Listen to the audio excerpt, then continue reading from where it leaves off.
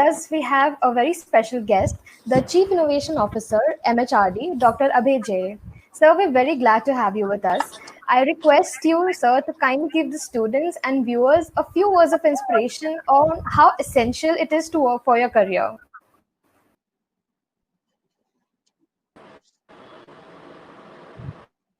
Thank you very much. First, I would really like to thank VIT for inviting me here, especially the Bhopal campus. But more importantly, I'm extremely glad that we have with us Sri Maithili Sharan Gupta ji. Couple of days back, he called me and he told me, Abhay, you need to attend and you have to join our program. And for me, it was like a Adesh. If Maithili Sharan sir is telling me that you have to do it, means I have to just do it. I don't have any options.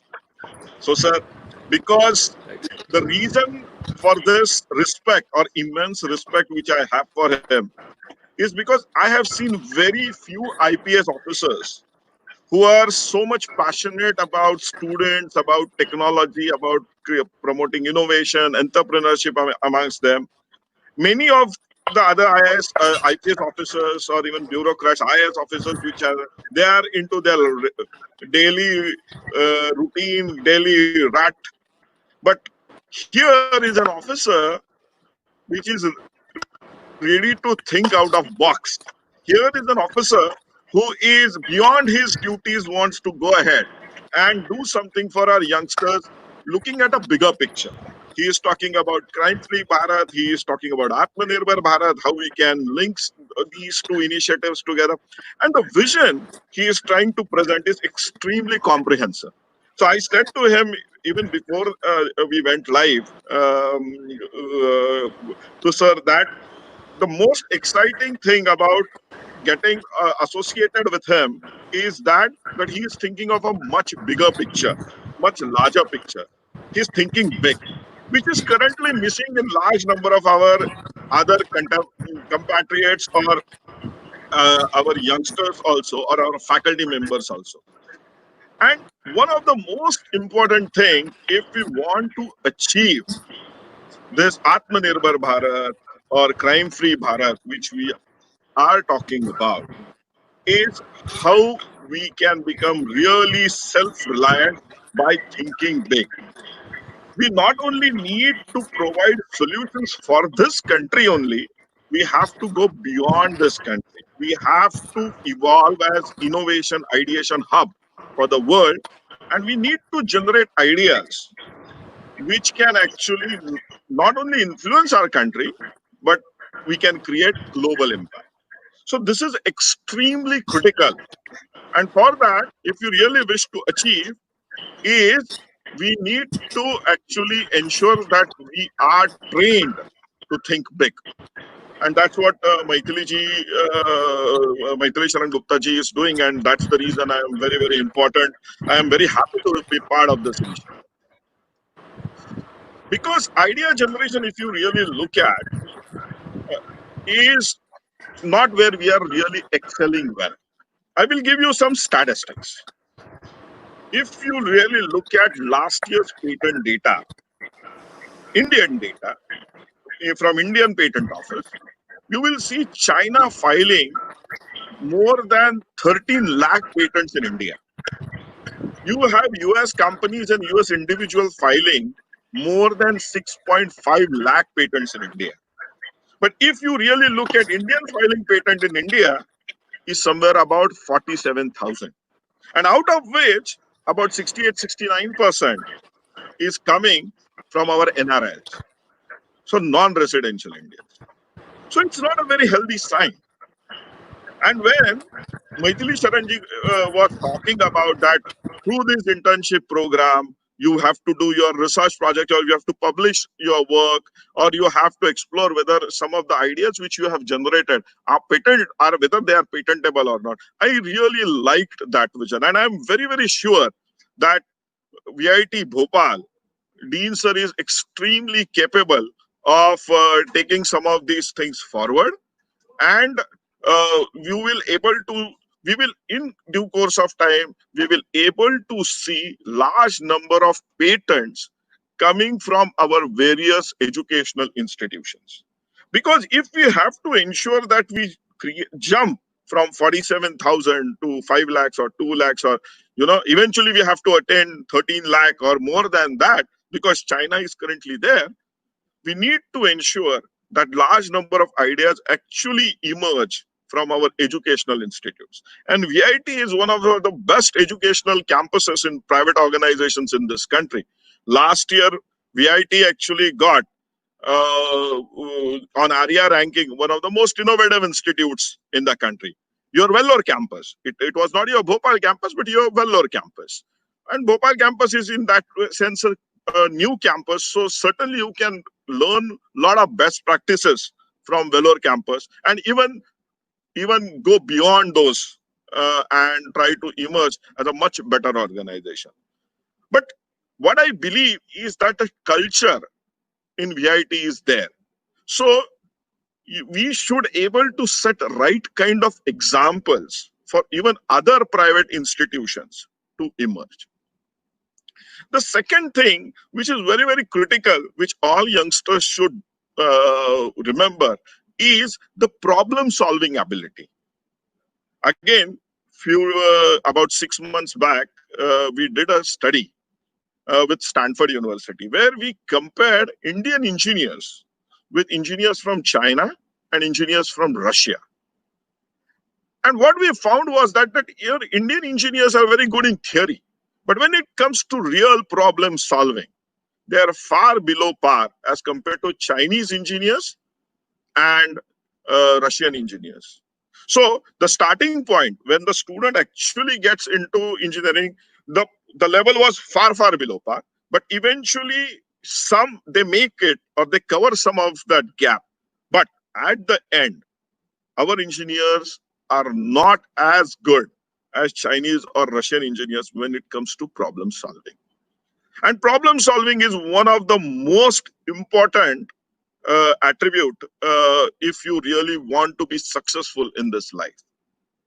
I once was talking to Madhuri Kanitkar. She is a 3-star general, uh, only third lady in Indian armed forces history to become a 3-star general.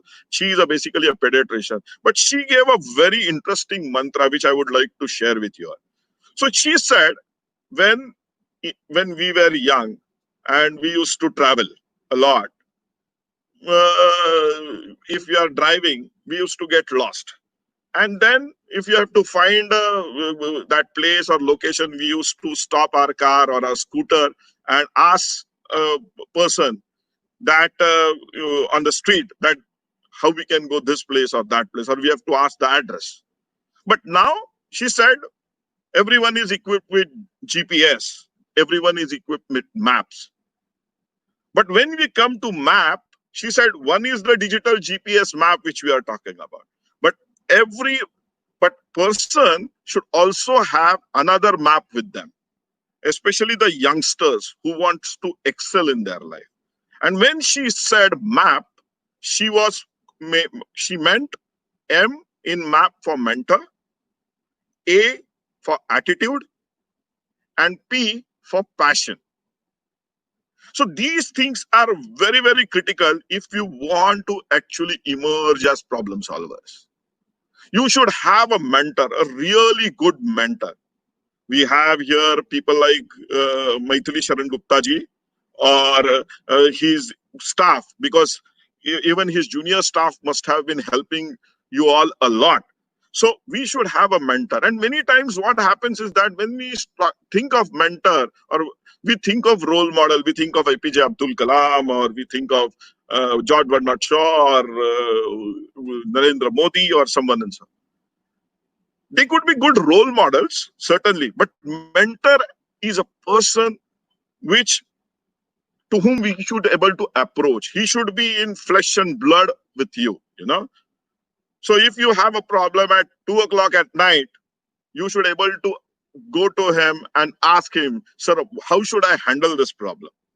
So you require someone who has achieved well, but very close to you as a mentor. So that is extremely critical. Second is A, attitude. So if your attitude is not right, then you are bound to fail. This is even I tell it to my son. Sometimes very lazy, doing nahi, kal kare so, parso kare so tarso. He's in that mode many times. So I'm telling you, boss, this is not going to help you. Your attitude has to be extremely right. It has to be extremely positive, you know, because when we are hiring people, before joining MHRD, I used to work for a company called as Persistent Systems. I used to head R&D for Persistent Systems. And when I used to hire a person, I used to only look for these two characters. One is problem solving and the second is attitude.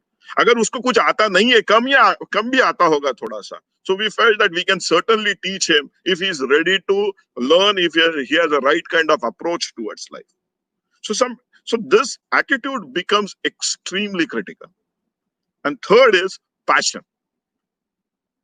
That you should be passionate about what you want to do or the problem you want to solve.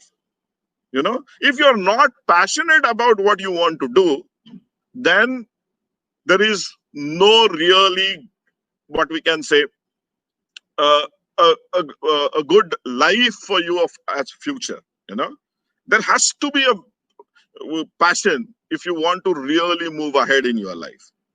If you want to really think big, there has to be passion.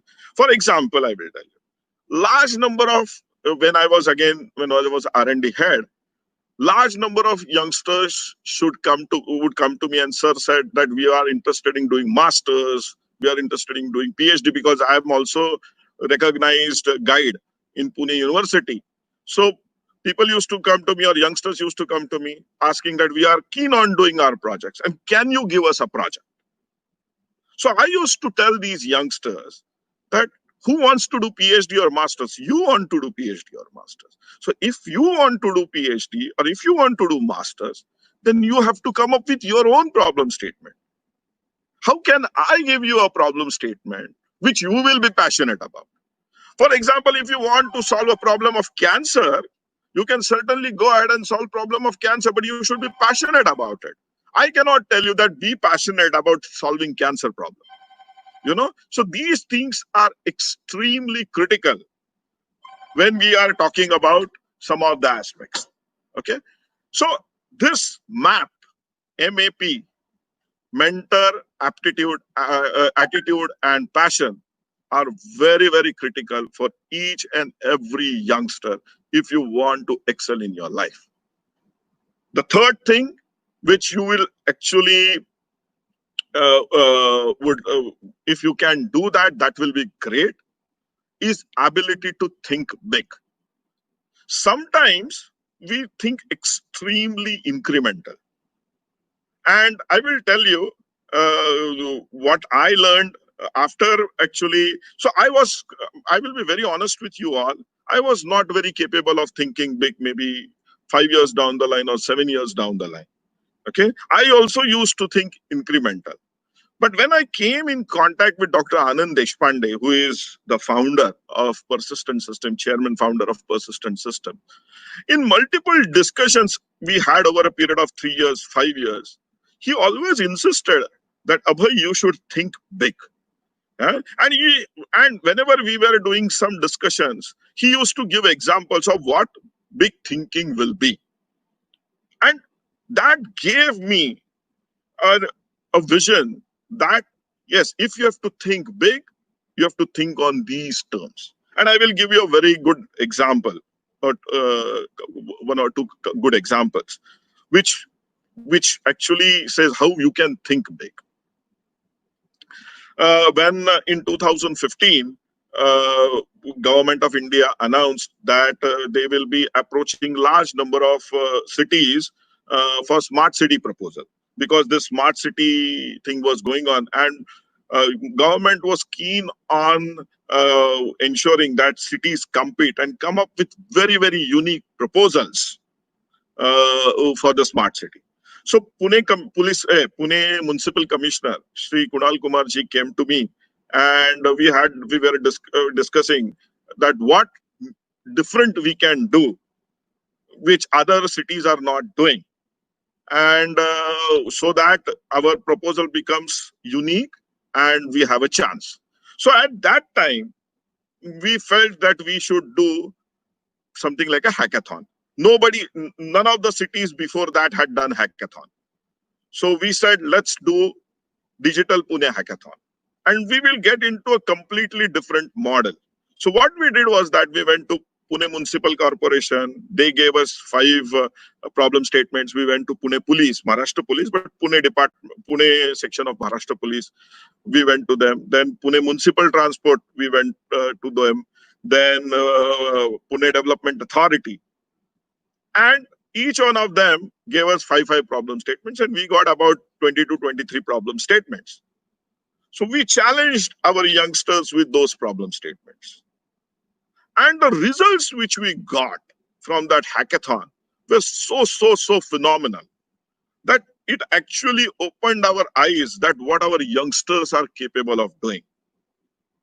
But then that hackathon happened, we created that proposal.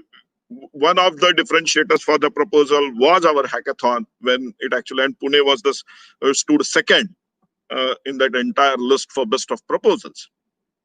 But then when I was thinking that yes, this idea is potential, what can we do about it? So I went to uh, approached Maharashtra government, but because of elections and those kind of things, that couldn't materialize.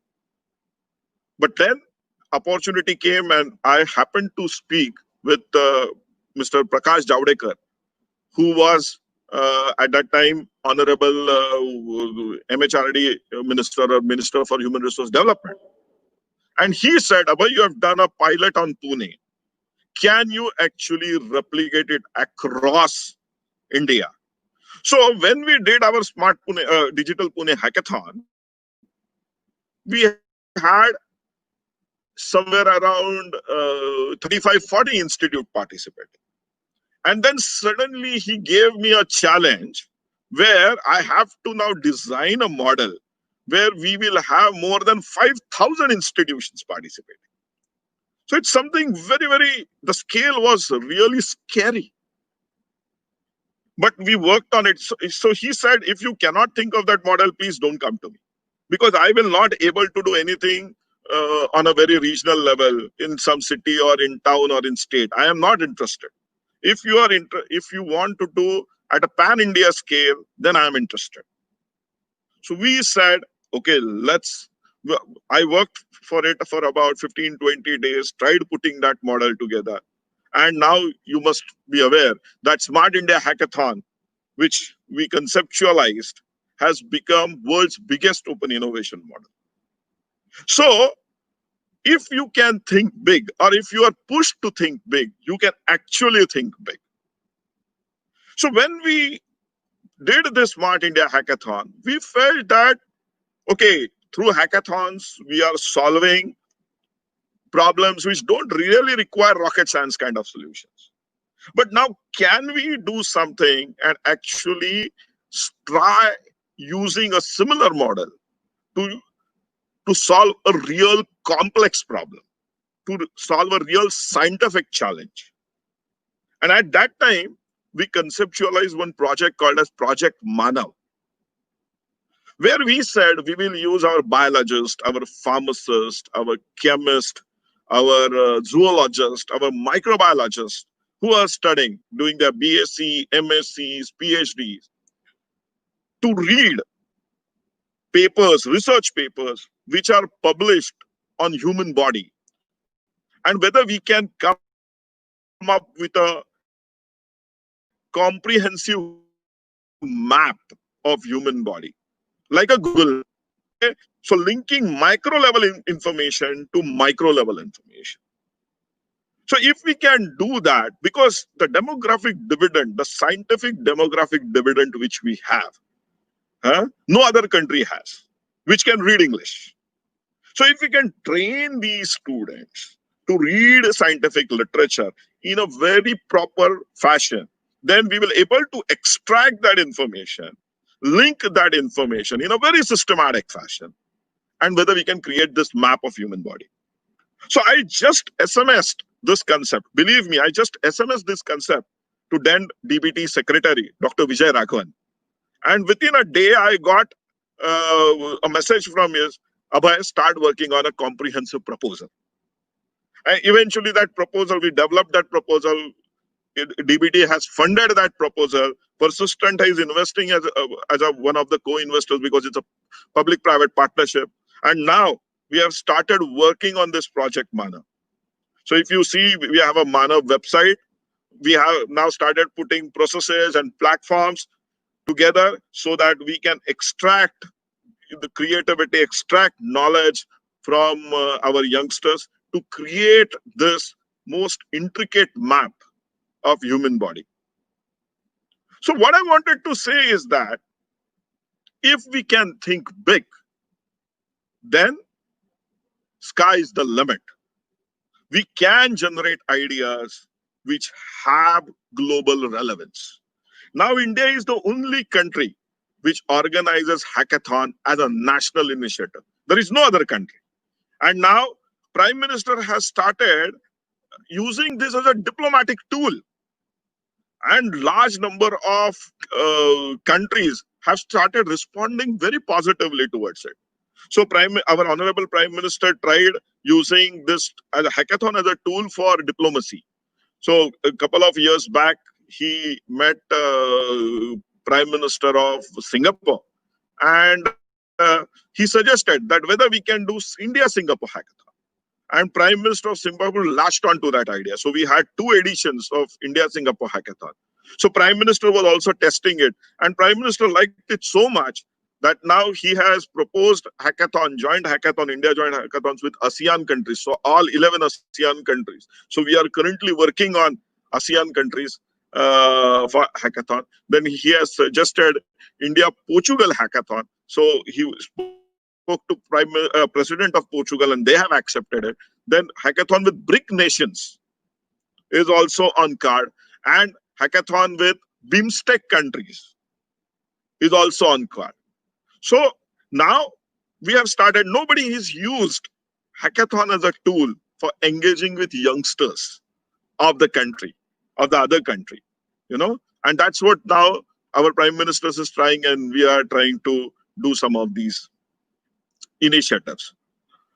Then, while doing this COVID crisis, Prime Minister felt that the drug discovery, which is for against COVID, anti-COVID drugs, is not so great in this country. So he said, can you explore the possibility of using Grand Challenge mode or Hackathon mode to, what we can say, to promote youngsters, to inspire youngsters to work on drug discovery? And currently, I'm working now very closely with our principal scientific advisor, Dr. Vijay Raghavan, who is the biggest science boss in this country, on drug discovery hackathon. And we hope to launch this drug discovery hackathon early next week, where again, we want chemists, we want biologists, we want computer science youngsters to collaborate and explore whether we can actually do in silico drug discovery for identifying anti-COVID drugs. So some of these things are extremely interesting initiatives. And these initiatives are only possible if you are ready to think out of box, if you are ready to think big. So, as Maithili Saras was saying, that you should now take these projects, internship projects, forward and explore whether you can create a venture out of these projects. Explore whether you can actually patent some of the technologies. You can put it open source, you can make it commercialized. That is your viewpoint on how you want to take them forward. But please ensure that the idea which you have started working on is logically taking forward. Because now India has ecosystem which can help you take ideas forward. We have more than 450 incubators in this country. More than 450 incubators, which have all the wherewithal to support new ideas, to support startups, to support new businesses. And even money is also there. I don't know how many of you will be aware, but if you really look at your story report, which was published about 3 months back, they looked at or they studied the amount of what we can funding generated by our startups in from 1st of January to 30th of September. So in 9 months, Indian startup raised more than $7.4 billion. When we are talking about $7.4 billion, it means Indian startup have raised more than 50,000 crores. Huge money in just 9 months. If you look at the data from 2014, when this started movement started till date, the data shows that Indian startups have raised more than $104 billion. It's huge. We have more than 30,000 startups. We are the third country to have largest number of startups. First is China, second is US, and third is India. The number of startups in India are more than startups in Israel and or all startups in Europe put together. So this is a very, very heartening thing. The ecosystem is now very, very robust. What we really need to ensure is that we have great ideas. Because if you start drilling deep into the data which is published, maybe by your story or maybe by various other government reports, you will see that majority of the startups are either e-commerce startups or logistics startups, you know, which have become unicorns. We have 23 unicorns.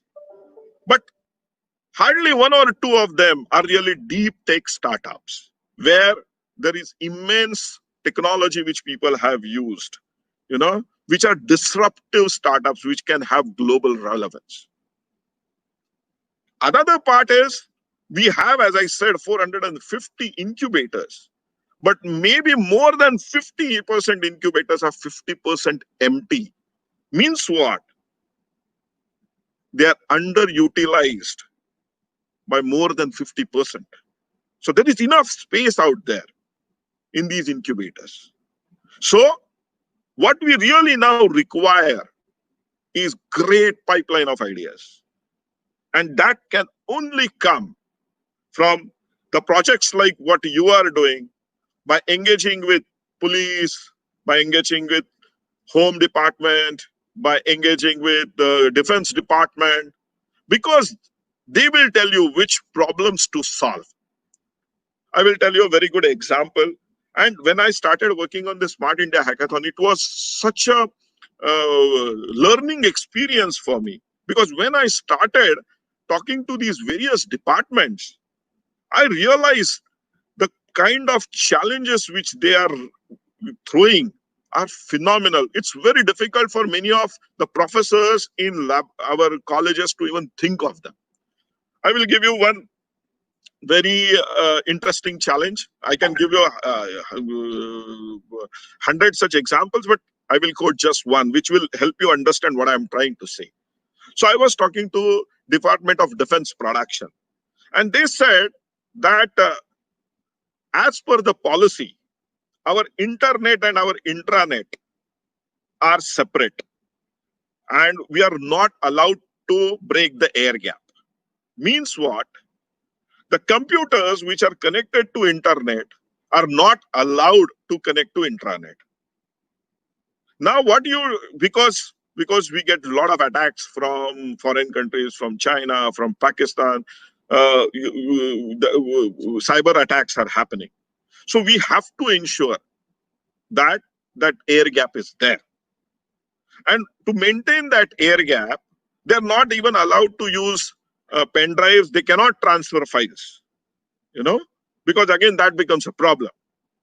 So usually they said all our emails and all our documents which come by email, come to our internet computers or computers connected to our internet.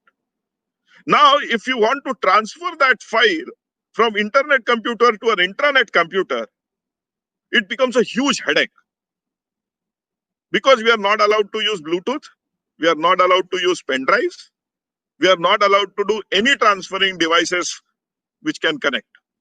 So sometimes we have to take a printout, do an OCR, and then upload it on our intranet computer, or we have to sit actually and type the document.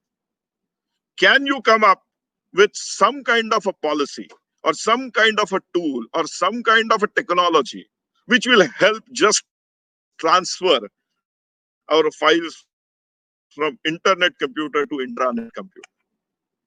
A fantastic problem to solve. Ministry of Airport Authority of India told us that if you see, we travel by air a lot, but many times the congestion which happens at the airport, means airspace congestion which happens, we don't know how to handle it many times, and the tools are not so great. So can you help us build tools or algorithms, come up with new algorithms based on machine learning or artificial intelligence, which will help us handle our airspace in much better fashion? BARC gave a different problem statement. ISRO gave a lot of problem statements related to cyber security, encryption. Even Ministry of External Affairs was struggling with cyber attacks and encryption. So, extremely interesting problems to solve. But many times, we are, as a students, are very keen on solving. But the government department, which is associated, has sometimes their own priorities and they get busy with many other things. But now you have with you this MP Police Department working extremely actively, actually pushing you a lot in every possible way to come up with innovative solutions. So you should take this golden opportunity and actually create a public-private partnership model for innovation, which you can showcase to other states, and then it will compel other states to replicate this model and initiate such kind of engagements even in future. So I wish you great luck to all our youngsters who have done this internships with MP Police, and I really pray, or I really wish, hope that you will come up with some good patents, some good startups, and eventually you will actually create ventures which will have national as well as global impact. So thank you very much for listening to me very patiently. I am really again thankful to VIT Bhopal for giving me this opportunity, and Gupta sir for encouraging as always. So if you want, I can take some questions. Ayushi? Ayushi, are you there? Thank you so much, sir. We really got some great takeaways from you. And about the Smart India Hackathon, I was myself a part of it, and it was such an amazing learning experience. Thank you, sir. Moving on, the interns have always proved to show us that they aren't just about the technicalities, they are pretty creative too. They have worked on creating a magazine, which I request Dr. Praveen to introduce.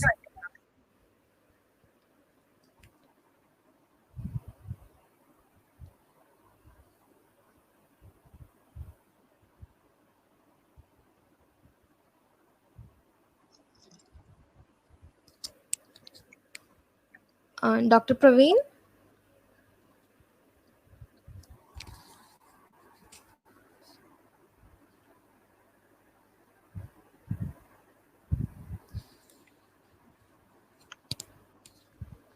I'm guessing he is not available right now. Anyway, so we'll move on. This internship has taught everyone a Hello. lot. Oh, sir is here. Yes, sir. Yeah. Could you please brief about the Actually, magazine? little bit because of the network problem, I am unable to speak. No problem. So now I would like to say, because as we wanted to summarize all the project, that's why also we have created one magazine also, that is the joint magazine between VIT Bhopal and MP Police. Now I would like going to I am going to demonstrate the demonstrate the pictorial view of the magazine, right? So I'm going to share my screen.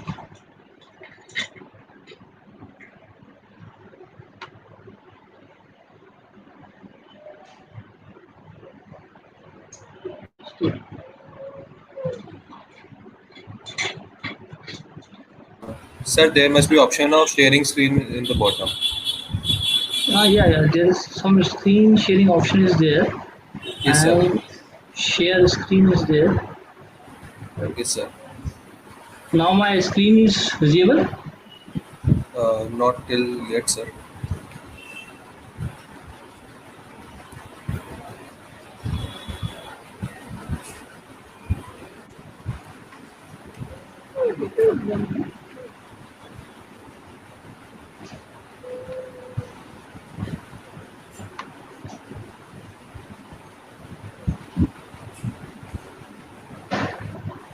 Okay, no problem.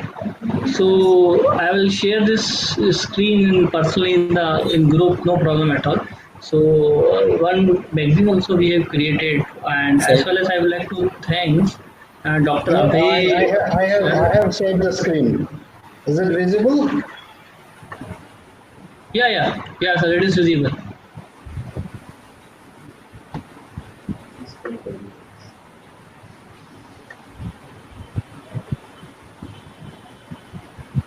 Yeah, sir, it is visible. This is a magazine. This is created by MP Police as well as some of the students of VIT Bhopal. By the help of which, what we can do, we can summarize all the projects and we can see how the work is proceed from one group to other group, as well as what is the combined, what is the outcome of all the projects. And so this is a short magazine I would like to share. And thanks for the student team who has created this magazine, as well as the I would like to also thanks to Dean sir and division of head of cyber security who helped us to create this magazine.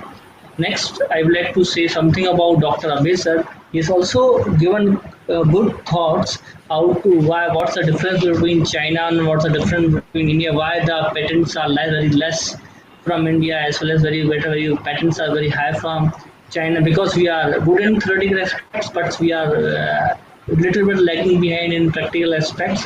But as I would like to say something about VIT. In VIT, some calculated activities are there, in which we have divided the session in two parts. Every class is divided in two parts. Half of the parts we are going to cover a theoretical section, and half of the part is practically totally devoted towards the practical activity. That's why we have analyzed this thing so far before. That's why nowadays we are created one model that we call as cultural model, and our students. That's why our students are best in practical as well as both in theoretical as well as in practical aspects. Now, thanks to all.